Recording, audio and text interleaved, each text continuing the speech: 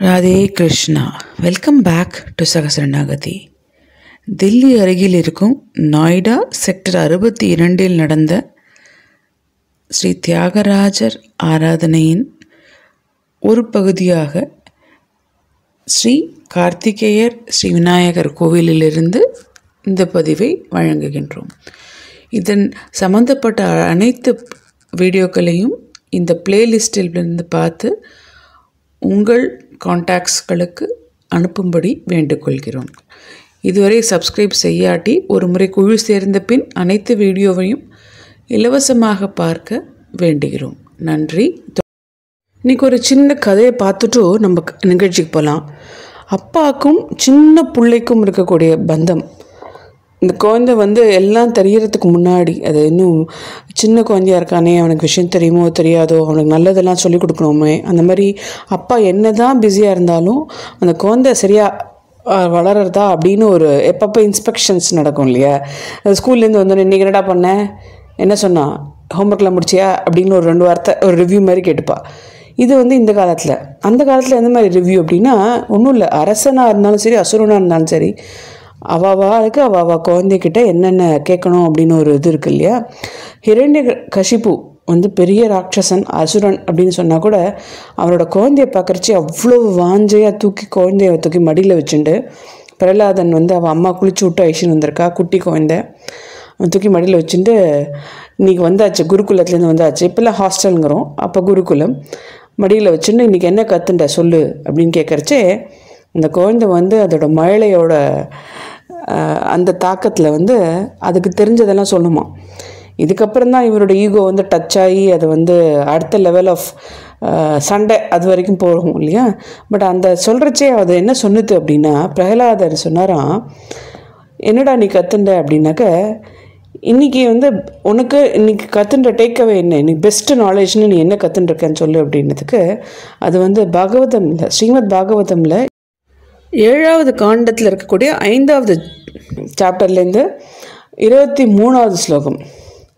ஸ்ரீ பிரஹலாத உவாச்ச ஸ்ரவணம் கீர்த்தனம் விஷ்ணோ ஸ்மரணம் பாதசேவனம் அர்ச்சனம் வந்தனம் தாஸ்யம் சக்கியமாத்ம நிவேதனம்.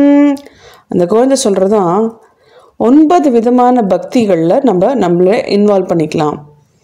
ஸ்ரவணம் அப்படின்னா கேட்கறது, கீர்த்தனம் அப்படின்னா பாடுறது, விஷ்ணு பகவான் நாமம், ஸ்மரணம் நினச்சிக்கிறது, பாத சேவனம் அவருடைய பதக்கமலங்களில் விழுந்து நம்ம நமஸ்காரம் பண்ணுறது, சேவிச்சுக்கிறது, அர்ச்சனம் ஆஃபரிங் வர்ஷிப் அதாவது அர்ச்சனை பண்ணுறது, 16 விதமான ஷோடச உபச்சாரங்கள்லாம் இருக்கு இல்லையா, அது வகை வகையாக பெருமாளுக்கு அர்ச்சனை பண்ணுறது, வந்தனம் அப்படின்னா ப்ரேயர்ஸ் நம்மளுடைய ஸ்லோகங்களை சொல்கிறது, தாஸ்யம் அப்படின்னா பிகமிங் அ சர்வெண்ட், பெருமாளுக்கு அடியானுக்கு அடியன், தாசானு தாசன், தாசனுக்கு தாசன்னு சொல்கிறது, சக்கியம் அப்படின்னா அர்ஜுனா தான் பெஸ்ட்டு ஃப்ரெண்டு, ஸோ பெருமாளுக்கு ஃப்ரெண்டாக பாவிச்சுக்கிறது, ஆத்ம நிவேதனம் சரண்டரிங், அதோட அல்டிமேட் சரண்டர் நம்ம போயிட்டோம்னா நம்மளை சரண்டர் பண்ணுறது.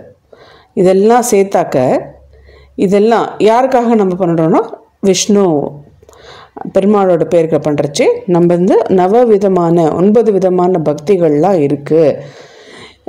நம்மளுடைய வாழ்க்கையை இந்த 9 விதமான பக்திகளையும் நம்ம அர்ப்பணிச்சுக்கணும். அப்போ தான் படித்தவாளுக்கு அழகு. நாலேஜ் அப்படின்னா ஞானத்துக்கு என்ன அழகுன்னா, இந்த மாதிரி ஒரு பெருமாள் ரிலேட்டட் ஆக்டிவிட்டீஸில் நம்மளை இன்வால்வ் பண்ணிக்கிறது தான் அழகு அப்படின்னு இந்த குழந்தை சொல்கிறது. இந்த 9 விதமான பக்திக்கு டீட்டெயிலாக நம்ம போட்டிருக்கோம். நம்பர் 9 அதோட இம்பார்ட்டன்ஸையும் டீட்டெயிலில் பிளேலிஸ்ட்டில் போய் பாருங்கள், நம்பர்ஸோட பிளேலிஸ்ட்டில்.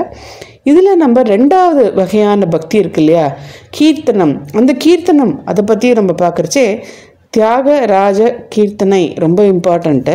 இந்த தியாகராஜ கீர்த்தனை பற்றி நம்ம நிறையா வீடியோஸ் போட்டுன்னே வந்துட்டுருக்கோம். நிறையா நம்ம மீனிங்கோடு சேர்ந்து பார்க்கறதுனால எங்களோட ஓவர்வெல்மிங் கமெண்ட்ஸ் வருது, இதெல்லாம் எங்களுக்கு தெரியாமல் நாங்கள் பாட்டு கேட்டுகிட்டே இருந்தோம் அப்படின்னு. இப்போ நம்ம தெரிஞ்சு கேட்குறோம், அப்போ தான் அதோடைய பலனும் நன்னா நம்மளுக்கு கரெக்டாக புரியும். 3வது கீர்த்தனையான நம்ம சாதிஞ்சனே அப்படிங்கிற கீர்த்தனை பற்றி பார்க்க போகிறோம். சாதிஞ்சனே ஓ மனசா அப்படின்னா என்னென்னா மனசை பற்றி பாடுறது. இப்போ நம்மளே பெருமாளை பற்றி நம்ம ஒரு பர்டிகுலர் வேண்டுதலை வைக்கிறோம்னு வச்சுக்கோங்க, தொடர்ந்து வச்சுட்டு இருக்கோம் ஒரு வருஷம் அப்படின்னு. அப்படி இருக்கிறச்சே ஒரு நடக்கலை அப்படின்னா என்ன நீ இது கூட நடத்தி கொடுக்க மாட்டேங்கிற அப்படின்னு நம்ம பெருமாளை கோச்சிப்போம் இல்லையா.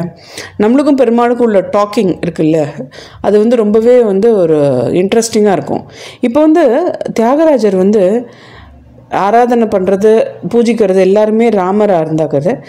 அவர் மனசில் எனக்கு நான் இவ்வளோ பண்ணுறேனே, நீ என்னை இன்னும் திரும்பி பார்க்க மாட்டேங்கிறே, அந்த ஏக்கத்திலே பாடின கீர்த்தனை சாதிஞ்சனே பாடல் கர்நாடக பாரம்பரிய இசையில் இடம்பெறும் பஞ்சரத்ன கிருத்திகளில் ஒன்று. இந்த கிருதியில் சத்குரு தியாகராஜ சுவாமிகள் கிருஷ்ணரின் வாழ்க்கையிலிருந்து நிகழ்வுகளை எடுத்து அவர் உண்மையில் அவர் பிரசங்கித்த பாதைக்கு முரணாக இருப்பதாகவும் சந்தர்ப்பத்திற்கு ஏற்றுமாதி வார்த்தைகளை பேசியதாகவும் செயல்படுவதாகவும் இதனை முன்வைக்கிறார். வார்த்தைகள் தெய்வ நிந்தனைகளாக தோன்றும், ஆனால் அவை ஒரு முதிர்ந்த பக்தரின் இதயத்திலிருந்து வரும்போது அப்படிப்பட்ட வெளிப்படையான முரண்பாடுகளை புரிந்து கொள்ளும் அளவுக்கு பக்குவம் ஆடும். நம்ம ரொம்ப மனசால் உருகி வேண்டிட்டு நம்மளுக்கு கிடைக்கல அப்படின்னா நம்ம பெருமாளை சொல்கிறோம்ல, போ நான் நான் இது பண்ண மாட்டேன், இல்லை அது பண்ண மாட்டேன் அப்படின்னு நம்ம பேசுகிறோம் இல்லையா, உரிமை எடுத்துட்டு. அந்த மாதிரி நிந்தனை பண்ணுற மாதிரி இல்லை, அந்த மாதிரி நம்ம நினச்சிக்கணும். கிருஷ்ணாவதாரத்தில் நிறைய பேர் கிருஷ்ணர் இல்லாமல் கஷ்டப்பட்டிருக்கா. அந்த மாதிரி தேவகி வசுதேவர்கள்லாம் அவரை எழுந்தொட்ட மாதிரி பண்ண வச்ச சரணடைந்த கோபிகளையும் ஏமாற்றி விட்டாய். அவருடையும் நீ ஃபுல்லாக இல்லை. யசோதா உன்னை பிரிந்து ஏமாற்றம் அடைந்தாள்.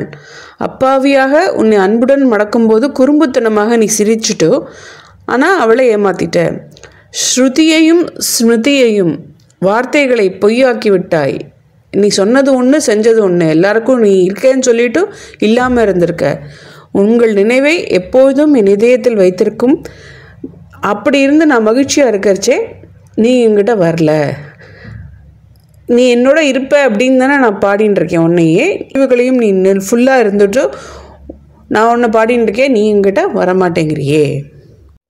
ஓ ஹரி, உன்னுடைய பக்தர்கள் உன் மீது அளவற்ற அன்பு வைத்திருக்கிறார்கள். பக்தியுடன் சேர்ந்த அன்பு வைத்திருக்கிறார்கள். எந்த பாவமும் இல்லாத நல்ல குணங்களை கொண்ட பெரும் கடலாக நீ இருக்கின்றாய். கலியுகத்தின் பிரச்சனைகளை வாழ்நாள் முழுவதும் நீக்குபவராக நீங்கள் இருக்கிறீர்கள். அன்பான நம்பிக்கையை இதயத்தில் வைத்திருக்கிறீர்கள்.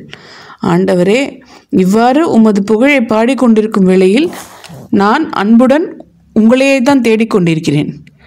ஹரி ராமச்சந்திரா, ரகுவம்சத்தின் அதிபதியாகவே அமிர்தத்தை போல இனிய சொற்களை உடையவனே, சேஷநாகத்தின் மீது இளைப்பாறும் இறைவனே, மற்றவரின் மனைவிகளுக்கு சகோதரனைப் போல இருப்பவனே, பேரரசர்களால் வணங்கப்படுபவனே, சுத்தமான மற்றும் ஆரோக்கியமான உடல் கொண்டவன், தாமரை இதழ் போன்ற கண்களை உடையவனே, திருப்பதி ஆண்டவனே, நல்லோர் உள்ளத்தில் எப்பொழுதும் வசிப்பவனே, பீதாம்பரத்தில் அழகுடன் அலங்கரிப்பவனே, பளபளக்கும் மேனியோடும் காது அணிகளோடும் பிரகாசிக்கும் இறைவனே, இவ்வாறு உன்னுடைய இந்த வழிபாட்டாளர் மனித இனத்தின் அரசன் நீ ஸ்ரீ ராமச்சந்திரனை புகழ்ந்து பாடுகிறார்.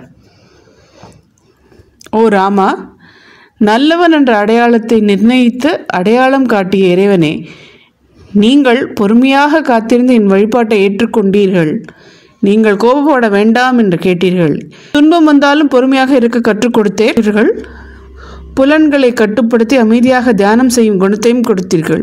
இவ்வளவு இருந்தும் உங்களின் இந்த வழிபாட்டாளனான என்னிடம் இன்னும் வரவில்லையே என்று அழுது புலம்புகிறார். Over to doctor T V. Manikandan and குழு வழங்கும் சாதிஞ்சனை.